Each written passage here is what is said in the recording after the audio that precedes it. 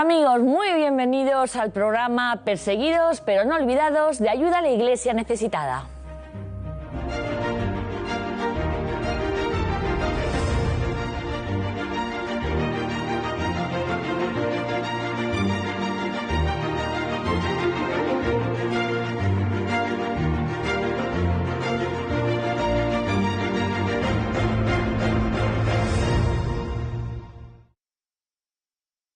Hoy en Perseguidos pero no olvidados les presentamos cómo viven los cristianos en Marruecos, país que visitará el Papa Francisco en los próximos días. Les acercaremos las dificultades que viven los refugiados sudaneses en Etiopía y conocerán a un franciscano que es protagonista de los horrores de la guerra en Siria.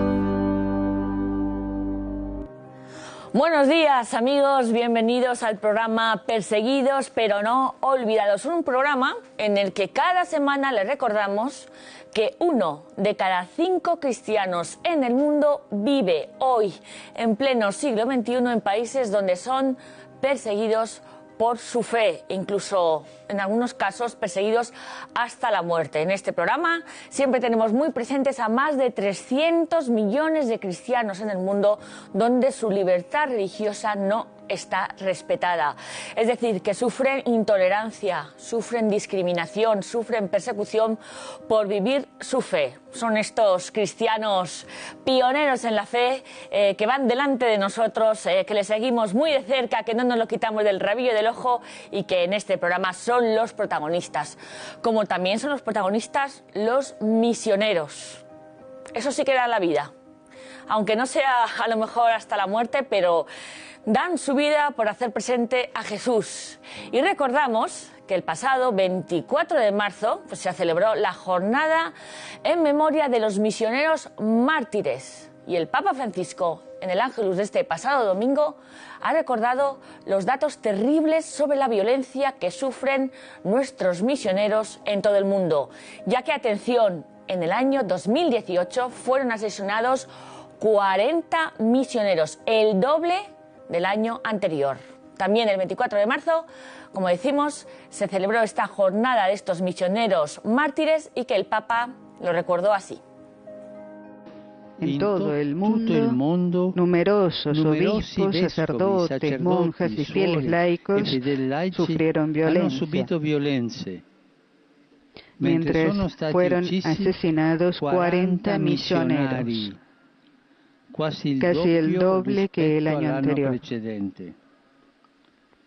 Recordar este calvario contemporáneo de hermanos y hermanas perseguidos o asesinados por causa de su fe en Jesús es un deber de gratitud para toda la Iglesia, pero también un estímulo para testimoniar valientemente nuestra fe y nuestra esperanza en aquel que en la cruz venció para siempre el odio y la violencia con su amor. Un deber de gratitud y un estímulo. Claro que sí, esos son nuestros misioneros. Bueno, esta es la noticia que ponemos en el pórtico del programa, pero ha habido más titulares de estas noticias que no van a encontrar casi en ningún medio de comunicación y que aquí las recogemos y nada resume Gladys Carbonell. Hola Raquel, la Catedral de Tarragona acogió la beatificación de Mariano Mullerat, mártir de la persecución religiosa que tuvo lugar durante los años de la Guerra Civil Española. La ceremonia estuvo presidida por el prefecto de la Congregación para las Causas de los Santos y en ella participaron numerosos familiares del nuevo beato. Este domingo, durante el rezo del Ángelus, su santidad recordó la tanda de diálogos que está teniendo lugar en Nicaragua desde el pasado febrero con el fin de llegar a un acuerdo que termine con la crisis sociopolítica que afronta el país. También el pasado 24 de marzo se cumplieron 39 años del asesinato de Monseñor Óscar Romero, arzobispo de San Salvador, que fue canonizado el 14 de octubre de 2018 en una ceremonia presidida por el Papa Francisco. Gracias, Gladys Carbonell. Bueno, como saben, el Papa Francisco también ha manifestado hace poquísimos días su deseo de visitar Sudán del Sur, allá donde hay un país pequeño, con pocos cristianos y que están sufriendo. El Papa, vamos, le falta tiempo para salir corriendo a visitarles. Bueno, lo ha dicho para apoyar este signos de proceso de paz, porque ya sabemos que son cerca de 68,5 millones de sudaneses que se han visto obligados a dejar su país ante la grave situación que están afrontando. Muchos de ellos emigran a Etiopía. En el vídeo que les mostramos a continuación vamos a ver cómo viven estos refugiados en los campos.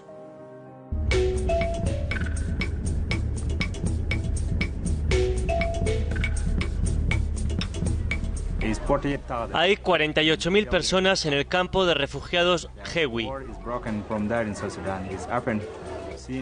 Los conflictos entre las distintas tribus desembocan en peleas y reyertas.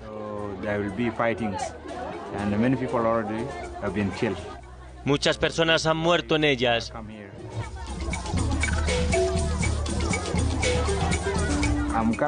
Yo vine a este campo de refugiados con mi madre, mis 2 hermanas y mis 3 hermanos. Hemos pasado aquí 4 años viviendo. Para llegar hasta el campo de refugiados tuvimos que caminar durante 3 días seguidos y cuando llegamos a la frontera con Etiopía esperamos una semana. Solo comimos algunas galletas. No teníamos suficiente comida. Si no hubiera guerra en Sudán, volveríamos, pero si esta continúa, nosotros permaneceremos aquí.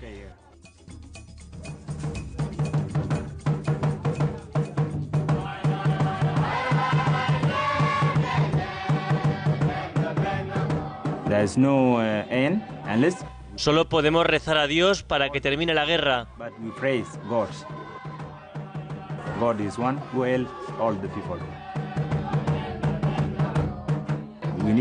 A pesar de todo lo que hemos sufrido, alabamos a Dios. Por eso necesitamos a un sacerdote con nosotros. Y queremos construir una iglesia. Lo único que nos sostiene es la oración.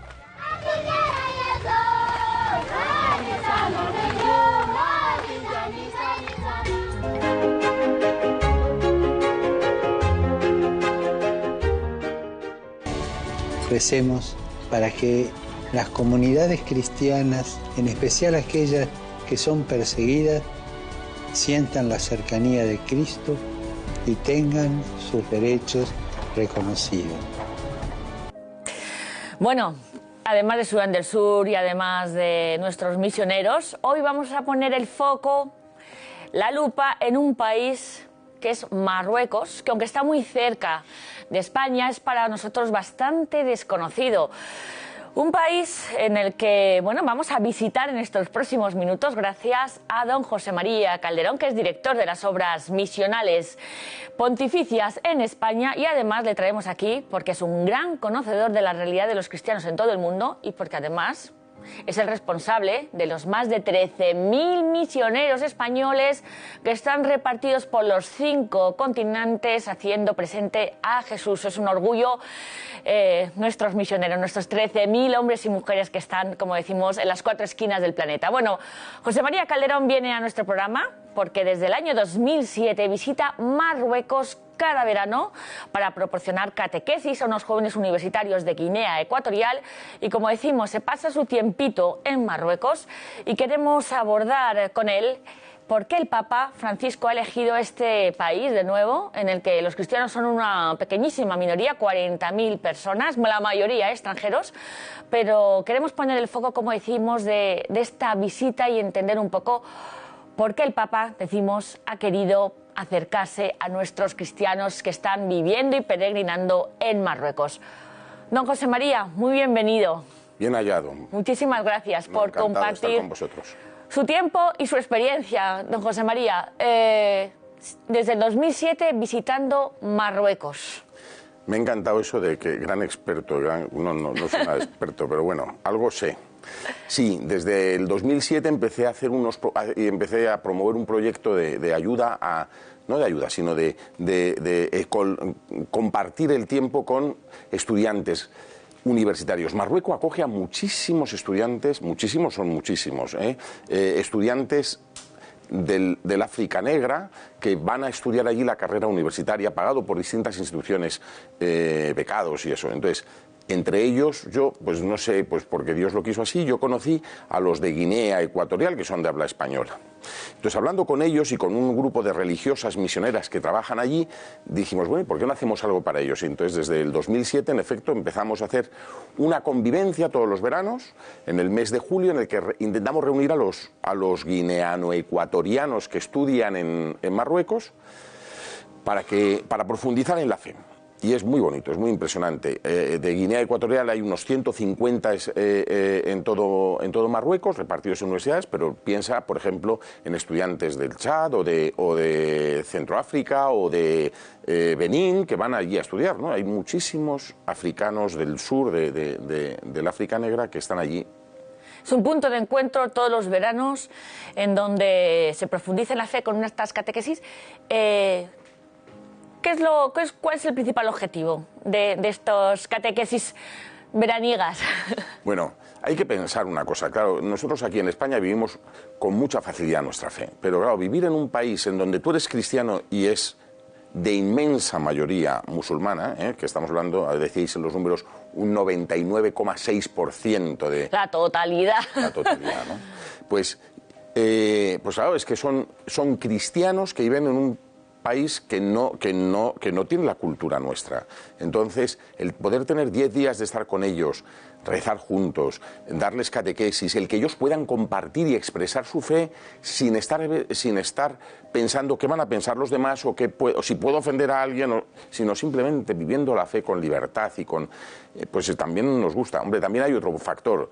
Hablan español, están en un país de habla francesa, pues el poder estar hablando en español sin tener que estar haciendo el esfuerzo mental de que ser entendido, pues también les da mucha libertad y mucha alegría, ¿no? Es una gozada verles allí. Estoy pensando, aunque ahora entraremos más a fondo, ¿no?, de la realidad de los cristianos en Marruecos, que estás hablando de cristianos en un país mayoritariamente musulmán, negros en un país de mayoría raza blanca, o sea, están totalmente extranjeros. Y españoles, vamos, de habla española, exacto, en un país de habla francesa. Se sienten absolutamente separados, está clarísimo. Y además, desgraciadamente, se les nota y se les hace notar, ¿no? Entonces, es un espacio muy bonito de estar con ellos, de libertad, ¿eh? Vivimos como podemos, ¿no? Dormimos en el suelo, en un colegio, porque claro, no hay estructura preparada para este tipo de encuentros, pero gracias a Dios nos lo pasamos muy bien, jugamos al fútbol, son unos bestias jugando al fútbol, se rompen las piernas pero vamos, hay pasión. Hay pasión. Sí. Hay pasión. Bueno, con José María Calderón vamos a analizar efectivamente los cristianos, la vida cristiana, las comunidades cristianas en Marruecos. Hacemos una pequeña pausa y volvemos.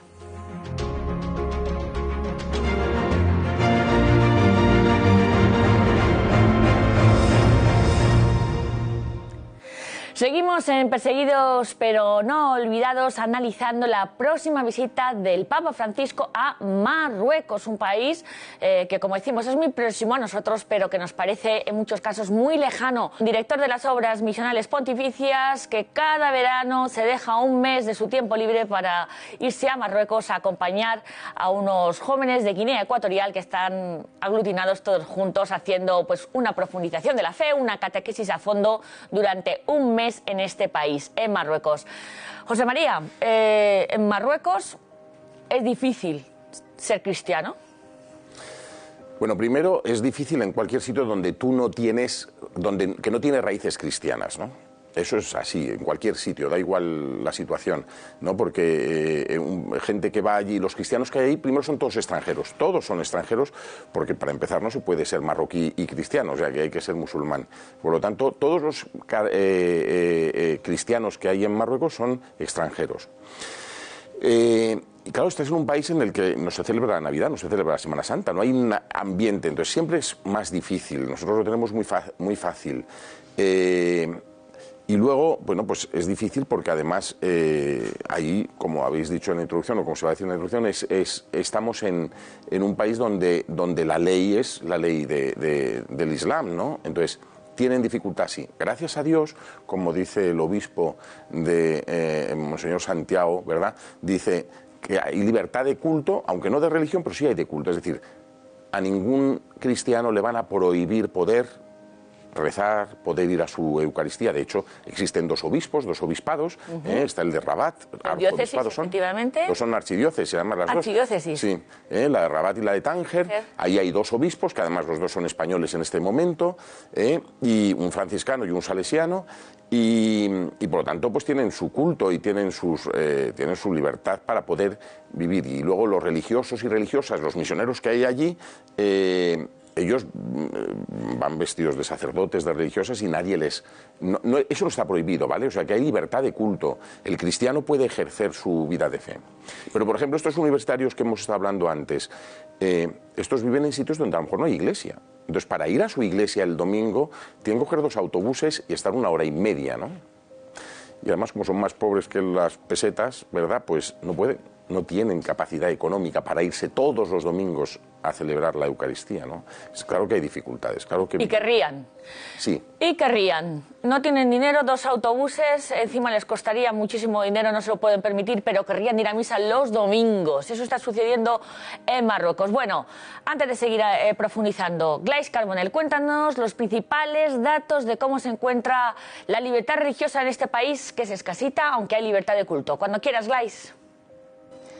Pues te cuento, Raquel, que Marruecos tiene una población de casi 35 millones de habitantes, de los que el 99,6% son musulmanes, mientras que el 0,4% restante pertenece a cristianos de distintas denominaciones y otras religiones. Marruecos es una monarquía hereditaria gobernada por un monarca musulmán suní que se considera descendiente del profeta Mahoma. Según el informe de libertad religiosa publicado por Ayuda a la Iglesia Necesitada, se estima que los cristianos son unos 40.000 en todo el país y casi la totalidad de ellos son extranjeros. La Constitución prohíbe el proselitismo con penas de cárcel y el gobierno restringe la distribución de materiales religiosos no islámicos. Por eso, nunca se conocerá el número exacto de musulmanes convertidos al cristianismo, ya que se mantienen en la clandestinidad. Este país está regulado por la ley islámica, la Sharia, y, por ejemplo, romper en público el ayuno del Ramadán es un delito castigado por el Código Penal marroquí con prisión. El Parlamento Europeo ha reconocido que la libertad religiosa de la que se habla en la Constitución de Marruecos es real solo en parte, ya que precisan que los cristianos, y en especial los musulmanes convertidos al cristianismo, enfrentan muchas formas de discriminación. Sin embargo, esta visita del Papa Francisco es considerada por muchos, y en especial por los cristianos de Marruecos, como un signo de apertura y de esperanza para una mejora de su situación. Gracias, Glais. Bueno, 30 y 31 de marzo el Papa se mete en Marruecos, donde no hay libertad religiosa prácticamente. ¿Por qué el Papa ha elegido, en su opinión, este país donde, como decimos, los cristianos son extranjeros? ¿Qué quiere expresar el Papa? Porque es un viaje que tiene similitudes quizá con el reciente de Emiratos Árabes, ¿no? Bueno, yo lo que quiere el Papa, que lo diga él, porque yo no voy a leer su mente, ¿verdad? Pero puedo interpretar. Sí. Bueno, lo de Emiratos Árabes me parece incluso más, porque ahí sí que eso fue histórico. Eso es la primera vez, ¿no? Aquí hay que recordar que el Papa Juan Pablo II ya estuvo una vez en Marruecos. Cierto. Y además tuvo un encuentro con los jóvenes que fue algo espectacular, porque eran todos musulmanes, estaban allí en el estadio, eran miles de chavales y chavalas, y fue muy bonito. Ahora el Papa va. ¿Por qué? Hombre, yo interpreto que el Papa quiere estar cerca de aquellos que lo tienen más difícil, que quiere hacer gestos que demuestren, por un lado, que la Iglesia no abandona a los que tienen que vivir su fe con dificultad y con esfuerzo, y tienen que hacer un sacrificio mayor que lo que tenemos que vivir los cristianos normales, por un lado. Y por otro lado también dar muestras públicas de que no cerramos puertas, ¿no? Y de que hay que abrir un diálogo. Que, bueno, lo que habla nos cuesta a todos, ¿eh? Sí, claro que cuesta muchísimo. Pero este Papa insiste mucho en que en no subir muros, en no poner muros, en no descartar a nadie.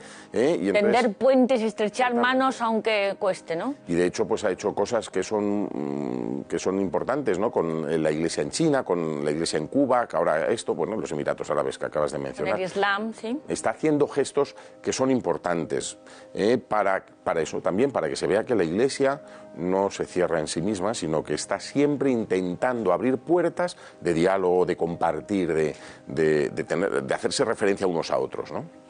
Cada verano que visita Marruecos, José María, ¿cuál cree que son las principales retos o las principales necesidades que tiene la Iglesia en este panorama, como decimos, tan difícil, ¿no? De no poder evangelizar, de no proponer la fe al aire libre, ¿no? ¿Cuáles son los principales retos? Bueno, ya lo acabas de decir, pues el poder tener libertad de expresión y de poder de manifestar la fe, ¿no?, en público, y de poder la fe no es algo para la vida privada, no es algo para encerrarse uno en sí mismo o para vivir dentro de la Iglesia, sino es una fe, es algo que mueve el corazón y que transforma la sociedad, y por lo tanto el cristiano lo que intenta es vivir su fe allí donde está, en la política, en la economía. Claro, el cristiano allí no tiene esos derechos de manifestación y además tampoco tiene la posibilidad de colaborar en instituciones y en organismos que está vetado para los cristianos, ¿no?, como es la política, el ejército, la economía. Entonces, te puedo contar la anécdota que me hizo mucha gracia, y es el obispo de... Esto no sé, ¿no? El obispo de don Santiago, el obispo de Tánger, una vez me dice, bueno, yo todos los sábados voy a la mayor comunidad cristiana que tengo a celebrarles la Eucaristía. Sí, pues qué bien. ¿Y cuántos son? Dicen, un montón. Están todos en la cárcel. Entonces va a la cárcel a visitarles. Porque hay más cristianos en la cárcel que en la parroquia. Claro, porque Madre en la cárcel mía. están todos los españoles de Sudamérica o estos que están cogidos en la cárcel por cuestiones de trapicheo de drogas o por robos o tal, y están todos allí. Entonces todos los sábados él va allí y celebra la Eucaristía para todos ellos, ¿no?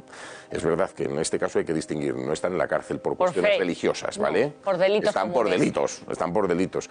Pero bueno, te hace gracia. El número están ahí. Numéricamente están allí. Entonces, eso es un reto para la Iglesia, ¿no? El poder vivir la fe con libertad, con poder manifestarla sin temor a que ser juzgado, pues esto es. Hablamos de la libertad religiosa, que aquí le damos por hecho, recogida en el artículo 18 de la Declaración Universal de los Derechos Humanos, donde hoy por hoy en 38 países en el mundo, según el informe de libertad religiosa en el mundo, no se respeta esta libertad religiosa. En Marruecos, efectivamente, José María, si eres cristiana, te puedes casar con un musulmán, pero ojo, ¿qué pasa entonces? Bueno, en efecto, una mujer cristiana o budista, da igual, ¿no? Una persona que no es, que no es musulmán se puede casar con un musulmán. Hay libertad, ¿vale? ¿Qué es lo que pasa? Que ahí la autoridad la ejerce siempre el varón. ¿Y eso qué quiere decir? Pues que la mujer se está sujeta al varón. Lo cual implica, pues por ejemplo, que en caso de conflicto, de divorcio o de separación, todos los derechos recaen sobre el varón. Todos los derechos los tiene el hombre y por lo tanto los hijos están bajo la autoridad del hombre. Si se queda musulmanes y se acaba. Claro, por eso se permite eso, ¿no? Porque el varón es musulmán. Si se queda viuda, incluso si se queda viuda, el marido se muere, también tiene derecho el pobre marido a morirse, pues entonces se muere, la mujer pierde todos los derechos sobre la familia y la familia pasa a la familia del marido, ¿no? Los abuelos, tal. Entonces, pues eso es. Entonces, una mujer sí, esa es la cosa, ¿no? Lo que manda la ley. Por otro lado es al revés, o sea, en el caso del varón que se quiere casar con una musulmana lo tiene prohibido. Prohibido, sí. Un no musulmán no se puede casar con una musulmana. Por lo mismo, el varón tiene todos los derechos en la familia. Claro, en este caso sería que un cristiano o un no musulmán tendría los derechos sobre su familia. Y si se separan, ¿quién tiene la autoridad? El varón, por lo tanto no. Pues, si quiere un varón casarse con una musulmana, con una marroquí, tiene que convertirse al Islam. Directamente. Y entonces ya se permite casar. Claro, ahí ya todo vías amplias. José María, ¿la Iglesia tiene posibilidad de construir iglesias en Marruecos? Sí tiene, sí. Y de hecho es muy bonito cómo trabajan los misioneros que están en sitios absolutamente perdidos, porque pensamos que en Marruecos, claro, están las dos grandes ciudades, Rabat, está Casablanca, está Tánger, está, grandes ciudades, pero luego hay muchísimas pequeñas comunidades que están dispersas por lugares que son muy desérticos y muy abandonados. Y ahí hay comunidades cristianas que tienen su pequeñita iglesia, que construyen con los medios que tienen y que pueden, pues haciendo lo que sí pueden y pueden celebrar el culto, eso siempre, ¿vale? Pero, por ejemplo, tienen que andar con cuidado porque si tú vas con la maleta, yo que cuando voy para allá voy con la maleta, no puedo llevar 20 catecismos, ¿no? Porque eso es propaganda católica. Entonces, hasta 19 sí. No lo sé si es 19, no sé, nunca he probado, nunca he ido tentando a ver hasta dónde llego. Porque quieres volver, entre otras cosas. Entonces, no, y para que no me los quiten, que cuesta dinero. Vale. Entonces que no se puede hacer propaganda religiosa, entonces hay que tener cuidado con esas cosas, ¿no? Entonces se puede ir llevando poco a poco el material litúrgico, el material catequético, porque no vamos a hacer proselitismo como se ha marcado en el comienzo de este programa. Claro, hay que tener mucho cuidado. ¿Cuántos misioneros españoles están en Marruecos, José María? Pues españoles alrededor... Sí, claro, los nuestros. Los nuestros, pues son alrededor de 200, que son una barbaridad. Que son una barbaridad. ¿Por qué? Porque, bueno, están los franciscanos de la Cruz Blanca, están los franciscanos, punto, los franciscanos de toda la vida, ¿no? Pero también están los franciscanos de la Cruz Blanca que trabajan, tienen unos trabajos preciosos. Hay de la Compañía Misionera del Sagrado Corazón de Jesús, es una compañía religiosa y femenina, y es un encanto cómo trabajan con las mujeres. Allí mucho del trabajo que se dedica es a la mujer, a cuidar a las mujeres. Pensemos en las mujeres musulmanas, evidentemente. Claro. ¿no? Porque la mujer allí es... La extranjera, cristiana, ya... Pues si estuviera mal se iría, ¿no? Se vendría a España o se iría a su país nativo, ¿no? Pero mujeres abandonadas por sus maridos, mujeres que acaban que han tenido hijos fuera del matrimonio y son repudiadas y rechazadas, mujeres con enfermedades psicológicas, psiquiátricas o físicas que hacen que no sean tratadas con dignidad. Entonces son recogidas por estas religiosas y religiosos. Las misioneras de la Caridad, la Madre Teresa, también tienen allí 2 casas, y entre ellas hay 3 españolas allí trabajando en Marruecos, de las misioneras de la Caridad. Es decir, sí que hay un número bonito de gente que hacen lo que es el Evangelio, que es predicar con el ejemplo. Poco más. Fíjate, un ejemplo muy bonito. Yo una vez estaba en una de las casas de estas religiosas, de unas religiosas allí en Marruecos, y que tienen niños abandonados. De la calle. De la calle. Y esto es hace muchos años, ¿verdad? Pero entonces, uno de los niños pequeñitos, que era un encanto, yo lo jugaba con él, salió corriendo hacia la capilla, ¿no?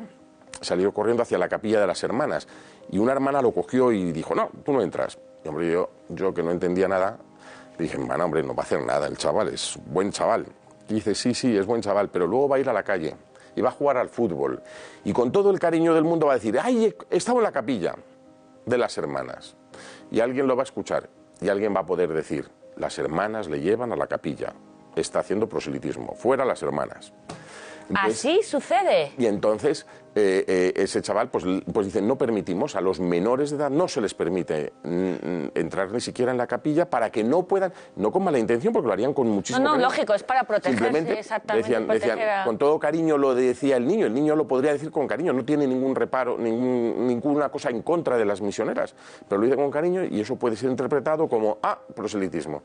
Bueno, pues esa labor la están haciendo las hermanas, que la hacen con una delicadeza impresionante, que no miran, como es evidente, la religión a la que están sirviendo, sino simplemente están con sus gestos, transmitiendo a Jesucristo y la caridad de Jesucristo. Y una cosa que eso ha quedado es que la gran mayoría de los marroquíes tienen un gran afecto a los misioneros españoles, a los misioneros cristianos, ¿no? Claro. Allí les tienen gran respeto y gran cariño. ¿Por qué? Pues porque ven los gestos, ¿no? Por las obras me conocerán, ¿no? Nos reconocerán, ¿no? Porque... No, es que es interesante, porque nosotros creemos que evangelizar es mucho de bla, bla, bla. Y en el fondo, siempre lo digo, ¿no? El ejemplo silencio, o sea, decir, tú cierra la boca, no hace falta que me des la chapa, dime que sueltes el rollo, ¿no? A mí cuando oigo testimonios como el que me está contando José María, de que los misioneros en Marruecos son respetados, amados, queridos por el pueblo musulmán, aunque no puedan más que estar con la boca cerrada, bueno, pues porque ven lo que hacen. Porque ven lo que hacen. Yo creo que la mejor predicación es la vida, ¿no? Exacto. Tengo que reconocer que a mí me costaría mucho, porque yo si no hablo exploto, ¿no? Yo tengo que hablar. Yo también, yo dejaría a los niños entrar a la iglesia y sería muy problemático. Sí, pero es que es eso. Es muy problemático. Pero bueno, hay que aprender a trabajar en cada situación. Y de hecho los misioneros están llamados a hablar también de Jesucristo. Pero tienes que adaptarte a la realidad en la que tú estás viviendo, ¿no? Cuando tú tienes misioneros en un país donde el proselitismo está prohibido por ley, tú no puedes hacer... No puedes, ¿no? Y si tú vas a... Pero eso pasa en Marruecos y pasa en tantos países, ¿no? Cuando las hermanas en Yemen, que es la única institución cristiana que hay en Yemen, es las misioneras de la caridad, les prohíben ir con el crucifijo que llevan aquí, lo tienen que llevar tapado, ¿no? Por la calle no pueden llevar la cruz. Pero ellas están allí y no hablan de Jesucristo porque es que está prohibido, ¿no? pero hablan con los gestos, hablan con la caricia, hablan con la sonrisa. Y al final, dando la vida. A lo mejor no consigues que nadie se convierta porque la dificultad en la conversión es muy grande. Las consecuencias que tiene. Las consecuencias que tiene para un marroquí convertirse son muy graves y puedes, vamos, y que será echado de su trabajo y será eso. Sí. Pero el afecto te lo has ganado y la comprensión. Para mí, por ejemplo, es muy importante el trabajo que hacen los musulmanes cuando vienen aquí, los marroquíes que están en España, ¿no? Porque ven lo que somos, ¿no? Que no hay trucos, que les queremos, que les acogemos, que les tratamos bien, que no les discriminamos por cuestión de fe, por cuestión de procedencia. Ellos luego vuelven a Marruecos a ver a su familia y desde luego lo que transmiten es lo que viven aquí. Es lo que viven. ¿Qué reto tenemos los cristianos, desde luego, de ser coherentes, de vivir nuestra fe sin complejos, de valorar a la otra persona por su dignidad, sí, de quererle por lo que es, ¿no? 200 misioneros en España, de españoles, mejor dicho, están pues seguramente en estos días esperando la visita del Papa. El Papa Francisco a Marruecos, una visita que, aunque no es tan histórica como la de Emiratos, desde luego va a ser un punto de inflexión. Algunos medios interpretan que puede ser un signo de apertura. ¿Qué le cuentan los misioneros de cómo se están preparando y de lo que esperan recibir del Papa? Bueno, están ilusionadísimos, están encantados. Están encantados, porque claro, es que están en un país que van a ser visitados por el Papa, con lo cual todos lo están preparando muchísimo y rezan todos los días ahora por los frutos de ese viaje, ¿no? Yo creo que puede ser profético, ¿no? Y para el Papa puede ser profético y puede hacer que un país que es muy cercano, decías tú en la presentación que Marruecos está tan cerca y es tan distante culturalmente, pero a la vez dentro de los distantes es el más cercano. Hombre, ¿quién no conoce un marroquí? No, pero también incluso mentalmente es el más cercano, ¿no? Porque, bueno, por ejemplo, pues el terrorismo no existe en Marruecos, ¿no? El terrorismo islámico como en otros países, porque ahí el rey, gracias a Dios, es muy rígido y muy fuerte, ¿no? Y mantiene eso, ¿no? Entonces, yo creo que siendo lejano, dentro de los lejanos está muy cercano, por lo tanto, puede ser una apertura mayor para todo el mundo islámico también de otros países, ¿no? Puede ser un indicativo para otros países para que vean que, bueno, que no somos tan dañinos, que intentamos hacer el bien. Que somos hermanos de nuestros amigos y nuestros conciudadanos musulmanes, claro que sí. Van a ir mucha gente, incluso yo sé que de zonas cercanas a Marruecos, vamos, de Cádiz, que van a ir allí, ¿no? Que van a ir allí, que van a ir a apoyar, porque la misa del domingo quieren que sea multitudinaria, pero claro, los cristianos tampoco son tantísimos. Bueno. El Papa no piensa en los números, va allí y se expone él a sí mismo. Exacto. Le da igual que sea un estadio de 50.000, que sean 5, él va a por los 5 que estén. Bueno, que 13 Televisión estén muy atentos porque va a hacer una retransmisión especial de esta visita del Papa Francisco a Marruecos el 30 y el 31. José María, una última pregunta. No tiene que ver con Marruecos, pero algo sí, tiene que ver con la misión. Hay 200 en Marruecos, sí. 13.000 españoles en todo el mundo, pero el Papa nos ha dicho que misioneros somos todos.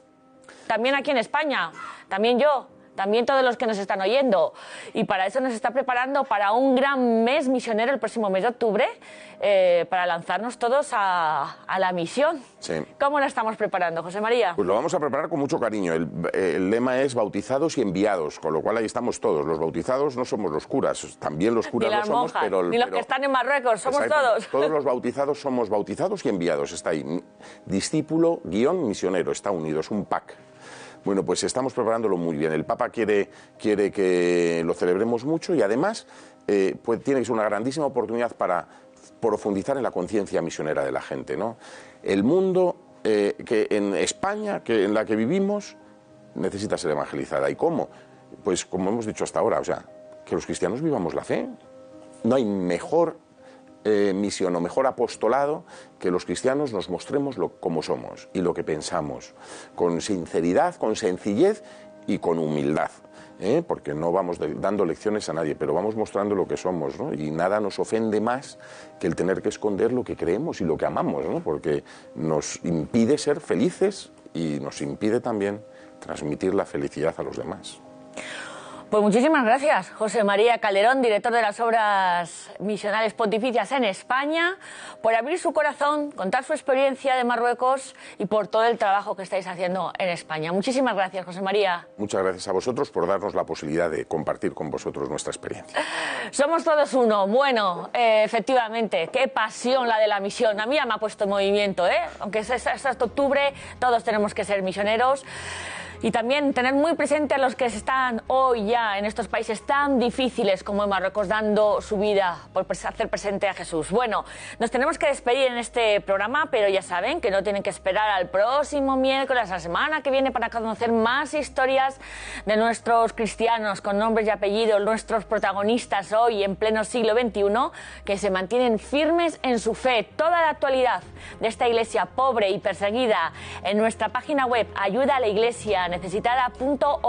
Nos siguen en nuestras redes sociales, en nuestros perfiles de Facebook, de Twitter, en nuestro perfil de Instagram, donde subimos unas fotos preciosas, en nuestro canal de YouTube, o si quieren, llamen al teléfono de Madrid al 91 725 92 12. 91 725 92 12. Bueno, acabamos con la gran noticia también esta semana, que ha sido el fin del Estado Islámico, del terrorismo del Daesh en Siria. Algo pues que ha sido pues una gran noticia, grandes titulares en las páginas de internacional de los periódicos. Todos ustedes que nos siguen saben que Ayuda a la Iglesia Necesitada se está dejando la piel en sostener a los cristianos de Siria.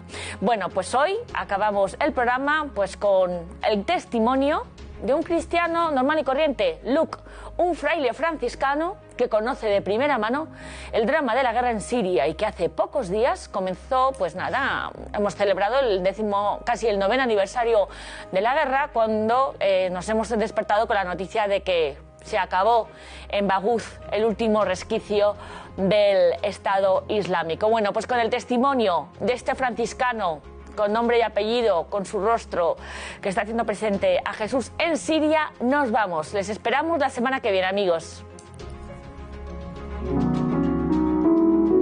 El padre Luke es un fraile franciscano que conoce de primera mano el drama de la guerra en Siria. Viajó hasta allí como miembro del órgano de gobierno de la Orden del Santo Sepulcro en Tierra Santa. No puede olvidar ni los bombardeos que vivió en ese país, ni lo que cuentan los miles de refugiados que llegan a Grecia. Fui a Siria en 2016 durante la guerra porque allí tenemos muchos monasterios franciscanos. Nunca habría podido imaginar lo que viví en Homs. No había ni una calle que no estuviera arrasada por los bombardeos. Si no lo ves por ti mismo, no puedes imaginarte lo que es para la gente vivir bajo ese tipo de bombardeo. Dice que le impresiona el estado de confusión en el que llegan los refugiados a Grecia. Muchos no saben dónde han llegado y preguntan si es Francia o Inglaterra. El sacerdote recuerda la historia de la niña de 6 años que protagoniza este libro. Tuvo que abandonar su casa en Siria y en la travesía perdió a sus padres. Aunque al final los volvió a encontrar, pasó por situaciones terribles para su edad. Como era muy pequeña, decía que lo que más le preocupaba era tener que dejar sus juguetes. Quería saber quién iba a dormir en su cama, quería saber qué le iba a pasar al señor de la biblioteca. Eran cosas muy sencillas. Los niños hablan muy honestamente de lo que sienten. Otra de las duras historias con las que el padre Luke se ha cruzado la protagoniza un niño de solo 4 años. Iban por la carretera y hubo un ataque aéreo. Su madre y su hermana murieron. Él tiene 4 años. Me describía lo que ocurrió imitando los ruidos del avión y las bombas cayendo. Luego se tiró al suelo y me mostró cómo vio a su madre y a su hermana por tierra. Dice que no es experto en migración, pero que conoce, después de 15 años en Grecia, las historias de sus protagonistas. Además de ayudar a miles de refugiados, se encarga junto a otro fraile de 5 parroquias. Le preocupa que el terror no haya terminado todavía y que las familias tengan que seguir escapando de Siria, al menos hasta que regrese la sensación de normalidad.